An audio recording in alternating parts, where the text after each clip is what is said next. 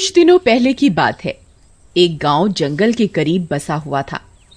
जंगल के करीब बसे हुए होने की वजह से वहां के जंगली सुअर अक्सर उस गांव में घुस जाया करते थे और गांव वालों के खेतों को नुकसान पहुंचाया करते थे। भाई, ये जंगली सुअरों का आतंक तो अब बढ़ता ही जा रहा है। हमें इन्हें रोकना होगा, नहीं तो ये हमारी सारी खेती यूं ही बर्बाद करते रहेंगे। भाई, मेरे पास एक तरकीब है। क्यों ना हम उस रास्ते पर एक लोहे की बाड़ बना दें, जहाँ से अक्सर जंगली जानवर गांव में घुसते हैं। अरे मुरारी भाई, तुम्हारा दिमाग खराब हो गया है क्या? नहीं नहीं, हमारे पास इतना पैसा नहीं है जो हम बाड़ बनवाएं। मेरे पास एक आसान रास्ता है इन जंगली जानवरों को सबक सिखाने का। फिर रात होने पर कालिया एक तरबूज में गोला बारूद भरकर उस रास्ते पर रख देता है जहां से अक्सर जंगली जानवर गांव में आया करते थे, और एक पेड़ के पीछे जाकर छुप जाता है। अब मजा आएगा जंगली सुअर, अब तुझे मजा चखाऊंगा। फिर थोड़ी देर इंतजार करने के बाद जंगल से एक हथनी निकलकर उस रास्ते पर आती है। रास्ते में तरबूज देखकर वो खुश हो जाती है। अरे अरे नहीं नहीं, ये तरबूज तो मैंने जंगली सुअर के लिए रखा था। ये हथनी कहां से आ गई? मुझे इसे रोकना होगा। फिर वह हथनी की ओर दौड़ता है, लेकिन उसके वहां पहुंचने से पहले ही वो हथनी उस तरबूज को खा लेती है। तरबूज खाते ही उसके मुंह में जोरों का विस्फोट होता है और हथनी का मुंह बुरी तरह से जख्मी हो जाता है। हथनी दर्द के मारे जोर जोर से चिल्लाने लगती है और इधर उधर भागने लगती है।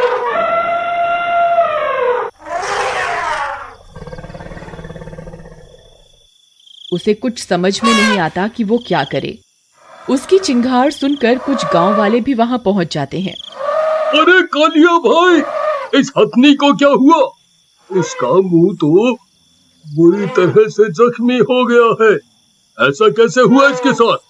अरे भाई, जंगली सुअरों को सबक सिखाने के लिए मैंने एक तरबूज में विस्फोटक भर कर रखे थे, लेकिन ये हथनी पता नहीं कहां से आ गई और तरबूज खा गई और इसके मुंह में विस्फोट हो गया।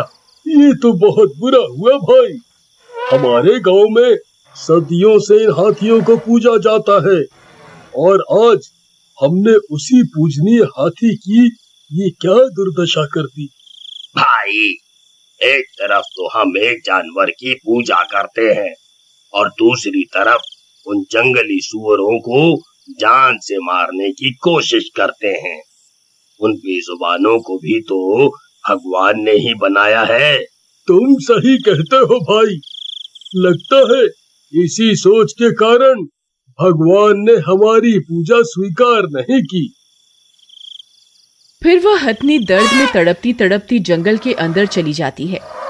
उसकी चीख पुकार सुनकर एक चुड़ैल की नजर उस पर पड़ती है। अरे, इस हथनी को क्या हुआ? इसका मुंह तो बुरी तरह से जख्मी है। फिर वह चुड़ैल उड़ती हुई उस हथनी के पास जाती है। हथनी उस चुड़ैल को देखकर डर जाती है। अरे डरो नहीं, मैं तुम्हें नुकसान नहीं पहुंचाना चाहती। ये तुम्हारे साथ क्या हुआ? फिर हथनी उसे पूरी बात बताती है। अच्छा, तो ये सब इन इंसानों की करतूत है। मुझे तो पहले ही इन इंसानों पर भरोसा नहीं था।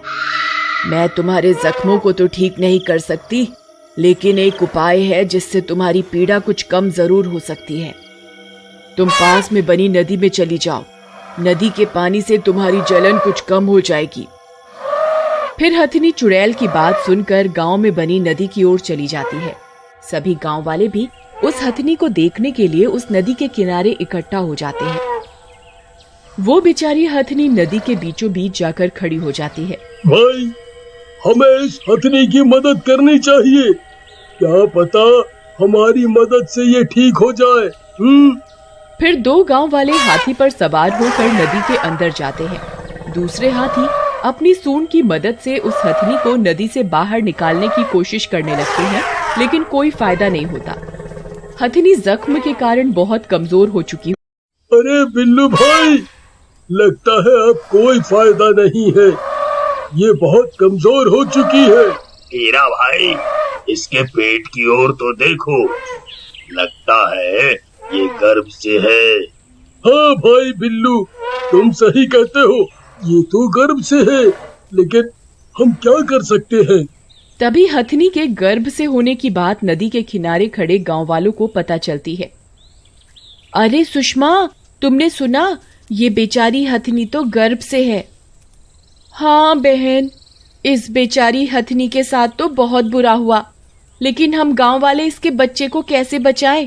भाई, पानी बहुत गहरा है और लगता है अभी बच्चे के जन्म का समय भी नहीं आया है। हम इसके बच्चे को नहीं बचा सकते। तभी ये सब बातें वहां पेड़ पर बैठी चुड़ैल को पता चलती है। अरे ये क्या, इसके पेट में तो बच्चा भी है, मुझे इसकी मदद करनी होगी। फिर जैसे ही चुड़ैल पेड़ की छांव से बाहर निकलती है और सूरज की रोशनी से जल उठती है। अरे नहीं, ये क्या, मैं तो भूल ही गई, मैं सूरज की रोशनी में बाहर नहीं निकल सकती। क्या करूं, इसकी मदद कैसे करूं? हे भगवान, मैं मानती हूँ मैं धर्म के रास्ते पर कभी नहीं चली, इसीलिए मैं चुड़ैल बनकर इसकी सजा भुगत रही हूँ, लेकिन आज मुझे इस हथनी के बच्चे को बचाने के लिए आपकी मदद की जरूरत है। मैं सूरज की रोशनी में बाहर नहीं निकल सकती, कृपा करके मेरी मदद कीजिए। ये गांव वाले इस हथनी की कोई मदद नहीं कर पाएंगे। हे भगवान, अब आप ही कोई चमत्कार कीजिए। वहीं दूसरी तरफ हथनी बेहोश होने लगती है और धीरे धीरे पानी में डूबने लगती है। अरे भाई, जल्दी ही कुछ करना होगा, नहीं तो इस हथनी के साथ साथ इसका बच्चा भी मर जाएगा। लेकिन हम इसकी मदद कैसे करें भाई? हम इंसान अब इसकी कोई मदद नहीं कर सकते। फिर बिल्लू और हीरा हाथियों की मदद से उस हथनी को पानी से ऊपर रखने की कोशिश करने लगते हैं, लेकिन कोई फायदा नहीं होता। वो हथनी पानी में और डूबने लगती है। हीरा भाई, कोई फायदा नहीं हो रहा है, हम इसे नहीं बचा पाएंगे। ये तो पानी में ही डूबती जा रही है, अब क्या करें? ये सब देखकर कालिया को बहुत दुख पहुंचता है, क्योंकि ये सब उसी की वजह से हो रहा होता है। हे भगवान, ये सब मेरी वजह से हुआ है। मैंने ही आपके बनाए हुए जीव को मारने की कोशिश करी थी। मैं भूल गया था कि आपके बनाए हुए प्रत्येक जीव में आपका वास होता है। मुझे अपनी गलती स्वीकार है भगवान, मुझे माफ कर दीजिए। मेरे किए की सजा इस हथनी के बच्चे को मत दीजिए। अब आप ही कुछ कीजिए भगवान, हम इंसान इसकी मदद नहीं कर पा रहे हैं। तभी जोर जोर से हवाएं चलने लगती हैं। काले बादल सूरज को अपनी आगोश में ले लेते हैं और दिन में ही अंधेरा हो जाता है। अरे बहन, ये अभी तो दिन था, ये अचानक से दोपहर में रात कैसे हो गई? हे भगवान, आपकी लीला अपरंपार है। तभी गांव वालों को डरावनी आवाजें आने लगती हैं और वो चुड़ैल बाहर निकल आती है और नदी के ऊपर उड़ने लगती है। अरे मर गए रे, ये चुड़ैल कहाँ से आ गई? ये तो दिन में बाहर नहीं निकल सकती थी, परंतु आज कैसे आ गई? भाई, तुम देख नहीं रहे हो, आज दिन में ही अंधेरा हो गया है। ये सब ऊपर वाले की लीला है। इस चुड़ैल को स्वयं भगवान ने भेजा है ताकि वो इस हथनी की मदद कर सके। फिर वो चुड़ैल नदी के अंदर चली जाती है। तभी वो हथनी भी दम तोड़ देती है और पानी में डूब जाती है। अरे बिल्लू भाई, हथनी ने तो अपने प्राण त्याग दिए, अब इसके बच्चे का क्या होगा? तभी पानी में से चुड़ैल बाहर निकलती है। उसकी गोद में एक हाथी का बच्चा होता है। सब गांव वाले उस हाथी के बच्चे को देखकर खुश हो जाते हैं। फिर वह चुड़ैल उस बच्चे को किनारे पर रख देती है और वहां से चली जाती है। तभी वो काले बादल भी हट जाते हैं और वापस से दिन हो जाता है।